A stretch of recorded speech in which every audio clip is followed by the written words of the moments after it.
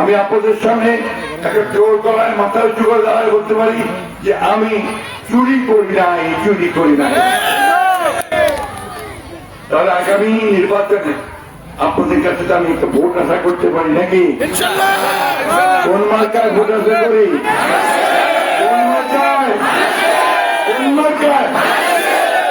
বন্ধুরা, মায়েরা, বোনেরা, অনেক কথা কইবে। সোশ্যাল মিডিয়া, এর মধ্যে যত রকমের মিথ্যা কথা, ফেক নিউজ, আমি ওই শেষ করি না।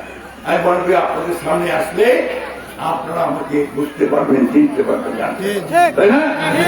তোমার অনেক মিটিং করতে হবে, আজকে সময় খুব কম, সরকারটা আমাকে টাইম খুব কম দিচ্ছে, প্রচার করার সময়টা কম দিচ্ছে, খালি দৌড়াবার হচ্ছে, বয়স তো আমার বাড়ি গেছে, দৌড়াতে পারি জায়গার মধ্যে, তারপরেও দৌড়াচ্ছে।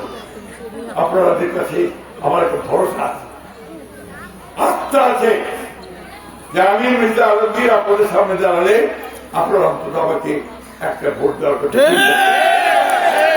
এটাই মনে হয় আমার শেষ নির্বাচন, যে বয়স হচ্ছে আর নির্বাচন আমি বোধহয় করতে পারবো না।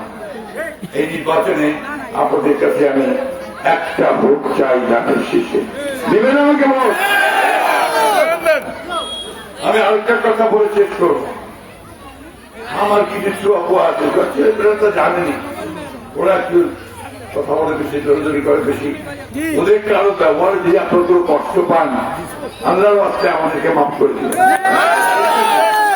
এটা মাফ করবেন। ওরা আমি একটু নির্দিষ্ট করে বলে দিচ্ছি, আমাদের ছেলেরা কেউ কোথাও কোনো খারাপ কাজ করবে না, ইনশাআল্লাহ, ইনশাআল্লাহ। একটু জোর করে বলতেছি।